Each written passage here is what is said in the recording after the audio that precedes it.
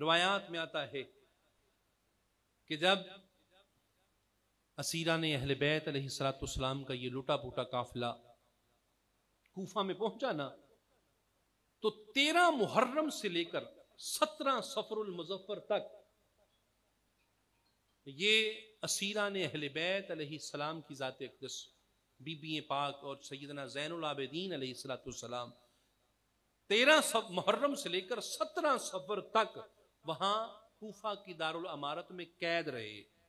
اور ساتھ ان کے سر بھی ان کے ساتھ تھے۔ اتنا ظلم، یہ ظلم نہیں صرف کربلا میں ہی ہوا اور ختم ہو گیا، کتنا بڑا ظلم ہوگا جب چھوٹی چھوٹی شہزادیوں کے سامنے ان کے جوان بھائیوں کے سر پڑے ہوں گے۔ امام حسین علیہ السلام کا سر انور نیزے پر چڑھا ہوگا، بی بی سکینہ سلام اللہ علیہا پر کیا گزرتی ہوگی جب روز صبح اٹھ کر تن نہ ہوتا ہوگا اور سر پڑا ہوتا ہوگا، جب بی بی دیکھتی ہوں گی تو کیا عالم ہوگا۔ روایات میں آتا ہے کہ 17 صفر المظفر یہ مشورے ہو رہے تھے کہ یہ سارا معاملہ ہو گیا ہے،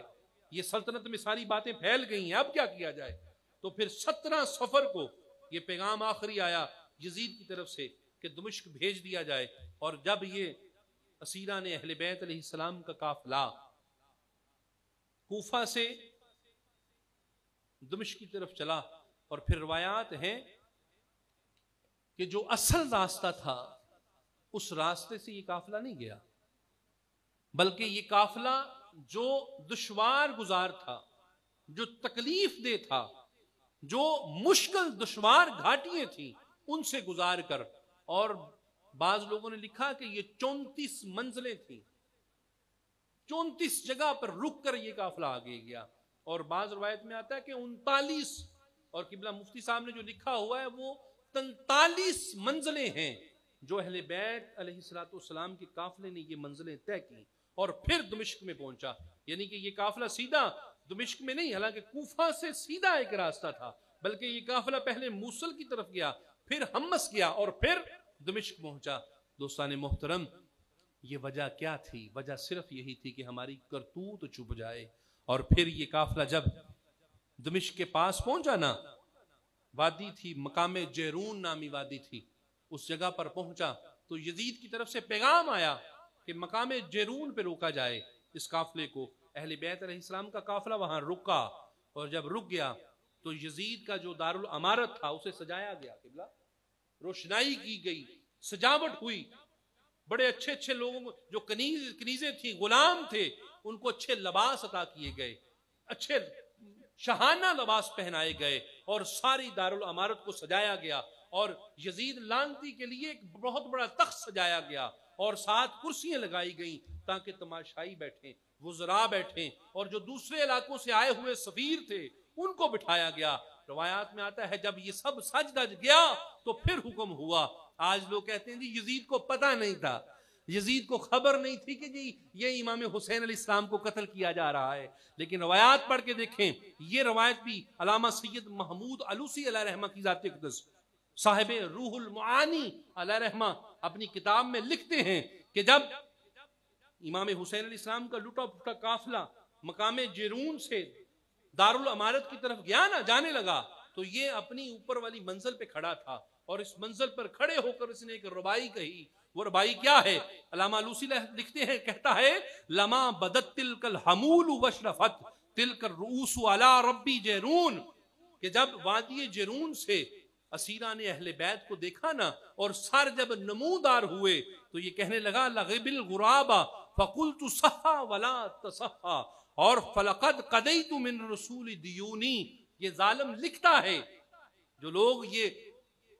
کیا کہوں، میرے پاس تو جملے ہی نہیں ہیں، جو لوگ کہتے ہیں کہ جی یزید کو پتہ نہیں ہے، وہ یہ کہتا ہے کہ جب کوے نے کائے کائے کی تو میں نے اسے کہا تو بول یا نہ بول، لیکن آج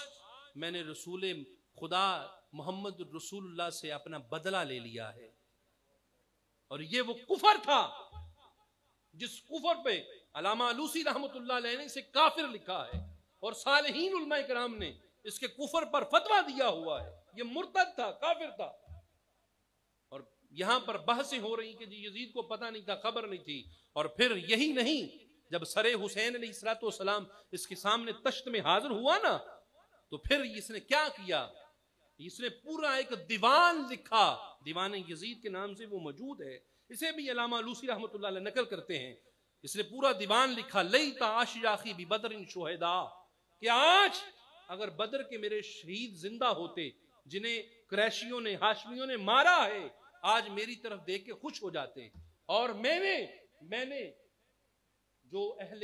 ہاشم سے، بنو ہاشم سے اپنے ابا کا بدلہ لیا ہے، اگر میرے ابا زندہ ہوتے تو آج مجھے دعائیں دیتے کہ یزید تیرے ہاتھ شل نہ ہو۔ اور پھر یہ آگے یہ لکھتا ہے، کہتا ہے، کیا کہتا ہے؟ اس نے لکھا اپنی ربائی میں کہ بنو ہاشم پر کوئی معاذ اللہ وحی نہیں آئی، محمد رسول اللہ صلی اللہ علیہ وسلم پر کوئی فرشتہ نہیں آتا تھا، کوئی وحی نہیں آئی، بلکہ یہ حکومت کے لیے معاذ اللہ نبوت کا ڈھونک رچایا تھا کہ بلا اہل علم کے لیے لمحہ فکریہ ہے، جس کے اشعار، جس کا دیوان موجود ہے، اور پھر انسان کہے جی اسے معاذ اللہ پتہ نہیں تھا۔ دوستان محترم، یہی گستاخیاں نہیں ہیں۔ روایت میں آتا ہے کہ جب سر حسین اور دیگر سرہائے مبارک اس کے سامنے گئے نا، اس ظالم کے ہاتھ میں چھڑی تھی، وہ چھڑی پکڑی ہوئی تھی، اور یہ بار بار امام حسین علیہ السلام کے ہونٹوں پہ چھڑی مارتا تھا، اور یہ اشعار، یہ جو دیوان ہے، یہ کہتا تھا کہ معاذ اللہ میں نے بدلہ لے لیا، بدر کے دن کا بدلہ لے لیا، میں نے بدلہ لے لیا اور میں کامیاب ہو گیا۔ یہ گستاخی کر رہا تھا۔ وہاں پر ایک صحابی رسول ہیں حضرت ابو برزہ رضی اللہ تعالیٰ عنہ کی ذات اقدس، وہ وہاں پر تشریف فرما تھے۔ فرمایا ظالم چھڑی پیچھے ہٹا، خدا کی قسم میں نے دیکھا ہے میرے پیغمبر کی ذات، میرے نبی کی ذات اقدس ان ہونٹوں کو بوسہ دیا کرتے تھے جن ہونٹوں پہ تو چھڑی مار رہا ہے۔ روایت میں آتا ہے ظالم نے حضرت ابو برزہ رضی اللہ تعالیٰ عنہ کو اس مجلس سے اٹھایا اور دھکے دے کے باہر نکال دیا۔ لوگ کہتے ہیں معاذ اللہ اسے پتہ نہیں تھا۔ دوستان محترم، یہ لمحہ فکریہ ہے، اور معاذ اللہ علیہ باللہ تعالی کر رہے ہیں، آپ کے سامنے ہے۔ پہلے تو یہ معاذ اللہ یہ خارجیوں میں یہ معاملہ تھا، لیکن آج افسوس ہمارے اپنوں میں یہ معاملہ ہو چکا ہے۔ یہ تقسیم کی جا رہی ہے، اہل سنت کی تقسیم ہو رہی ہے۔ اللہ پاک ہم سب کو عقل اور سمجھ عطا فرمائے۔ اور پھر جب اسیران اہل بیت علیہ السلام اور یہ سب معاملات ہو گئے، خطبات ہو گئے نا، تو اس لعنتی نے اپنے وزیروں سے مشورہ کیا کہ اب جو باقی بچے ان کے متعلق کیا ہونا چاہیے۔ تو جس کے جو وزیر تھے انہوں نے مشورہ دیا اسے کہ جو باقی بچے انہیں بھی قتل کر دو، معاذ اللہ انہیں بھی شہید کر دیا جائے۔ امام زین العابدین علیہ السلام تشریف فرما تھے، فرمایا یزید تف ہے تم پر کہ تیرے وزراء تو بنی اسرائیل کے لوگوں سے بھی بدتر ہیں۔ کیوں؟ جب فرعون نے پوچھا اپنے وزراء سے، اپنے وزیروں سے پوچھا، اپنے ہم مشیروں سے پوچھا کہ حضرت موسیٰ اور ہارون کے ساتھ کیا کیا جائے، تو اس کے جو وزیر اور مشیر تھے انہوں نے بھی یہ مشورہ نہ دیا تھا، انہوں نے بھی یہ کہا تھا کہ باقیوں کو قید کر دیا جائے، بلکہ لیکن تیرے جو وزیر اور مشیر ہیں یہ تو بنی اسرائیل سے بھی بدتر ہیں، جو ہم آل محمد کو قتل کرنے کا کہتے ہیں۔ اور پھر حضرت نعمان ابن بشیر رضی اللہ تعالیٰ عنہ جب یہ صورتحال دیکھی نا، صحابی رسول تھے، عاشق اہل بیت تھے، آپ آگے بڑھے، فرمایا یزید سن، وجہ یہ ہے کہ جو اب تک تم نے ظلم کما لیے ہیں یہ کافی ہیں، حکومت تیرے ہاتھ سے جاتی نظر آ رہی ہے، لیکن اگر تو اب آل محمد سے کچھ اچھا سلوک کر لے، شاید لوگوں کے دلوں میں تیرے لیے کوئی محبت جنم لے لے، لہٰذا اب یہ ظلم نہ کرنا۔ اب اس کی سمجھ میں یہ آ گیا، کیونکہ وہ حکومت کا بھوکا تھا، اس کی سمجھ میں آ گیا کہ اگر مزید کروں گا تو نقصان ہوگا۔ اب نعمان ابن بشیر رضی اللہ تعالیٰ عنہ کی ذات اقدس کو اس خبیث نے مشورہ دیا کہ اس طرح کریں، پھر آپ بتائیں کیا کروں۔ تو آپ نے فرمایا کہ انہیں عزت کے ساتھ، وہ جو ان کی عزت اصل ہے، جو ان کا مقام ہے، اس مقام کے ساتھ انہیں اس جگہ سے مدینہ شریف کی طرف لے جا، وہاں پر پہنچا۔ کہا کس طرح پہنچاؤں؟ کہا عزت اور تکریم کے ساتھ۔ اور پھر روایات میں آتا ہے کہ یزید نے حضرت نعمان ابن بشیر کو حکم دیا کہ آپ 300 سواروں کے ساتھ اہل بیت کے اس قافلے کو مدینہ شریف پہنچائیں۔ اور پھر حضرت نعمان ابن بشیر رضی اللہ تعالیٰ عنہ کی ذات اقدس نے اہل بیت کے باقی جو قافلہ تھا، سرہائے مبارک دفن ہونے کے بعد، سارے معاملات ہونے کے بعد، حضرت نعمان ابن بشیر رضی اللہ تعالیٰ عنہ کی ذات کی معیت میں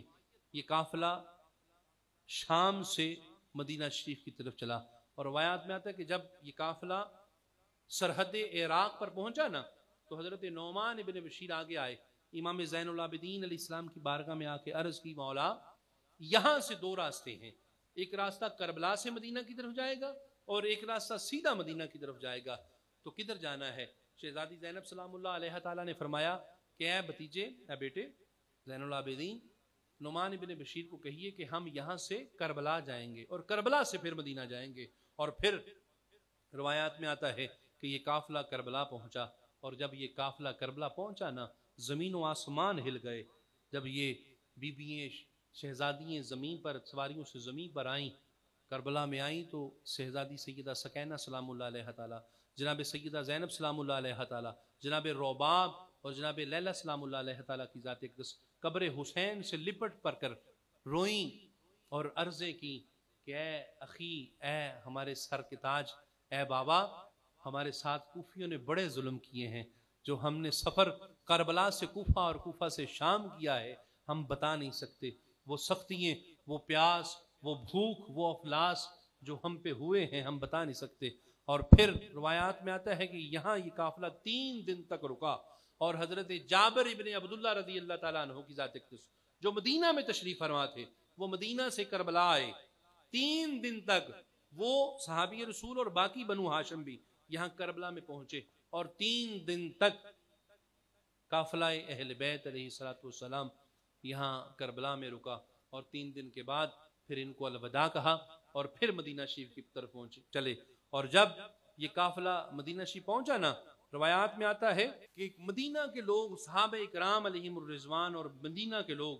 مدینہ سے باہر نکل کے استقبال کیا، اور اس قدر آہ و بکا تھا، اس قدر رونا تھا مدینہ کے لوگوں کا، لوگ اہل بیت علیہ السلام کے لٹے ہوئے قافلے کی طرف دیکھ کے روتے تھے، اور روتے کیوں نہ، وہ اہل بیت، وہ آل رسول جن کو حضور نے کندھوں پہ سوار کر کے مدینہ کی گلیوں میں پھرایا ہو، اور جن کے لبہائے مبارک کو مصطفیٰ نے بوسے دیے ہوں، اور جن کی سواری حضور بنے ہوئے ہوں، اور جن کے لیے سجدے لمبے کیے گئے ہوں، اور جن کو خطبوں کے دوران کندھوں پہ سوار کیا ہو، اور جو قرآن جیسے نواسے ہوں، وہ جب یہ لٹ پھٹ کے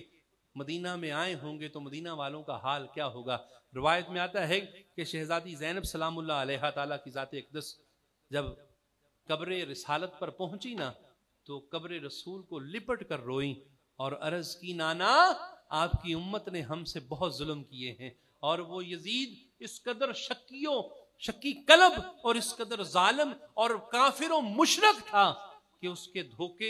کے دھوکے نے میری اہل بیت، میرے گھر والوں کو کھا لیا ہے۔ روایت میں آتا ہے کہ بی بی پاک سلام اللہ علیہ تعالیٰ قبر رسالت پر لپٹ کر اس قدر روئی کہ مدینہ والوں کی چیخیں نکل گئیں۔ دوستان محترم،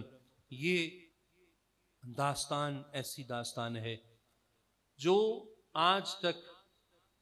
حقیقی معنوں میں نہ کوئی بیان کر سکا ہے اور نہ کوئی بیان کر سکتا ہے۔ اللہ پاک کی ذات اقدس کی بارگاہ عالیہ میں عرض یہ ہے کہ ہمیں حقیقی معنوں میں آل محمد کی غلامی نصیب فرمائے، نہ کہ یہ ہے کہ ہم صرف ذکر اہل بیت اس وجہ سے معاذ اللہ چھوڑ دیں کہ جی کوئی شیعہ کہہ دے گا، کوئی یہ کہہ دے گا جی آپ تو رافضی ہیں معاذ اللہ۔ امام شافعی رضی اللہ تعالیٰ عنہ کا واضح فتویٰ ہے، واضح آپ کا وہ ربائی ہے، بلکہ آپ نے لکھا ہے کہ اگر لوگ اہل بیت کی وجہ سے مجھے رافضی کہتے ہیں تو سنو دنیا والوں، دنیا میں سب سے بڑا رافضی میں شافعی ہوں۔ دوستان محترم، اس وجہ سے اہل بیت کے ذکر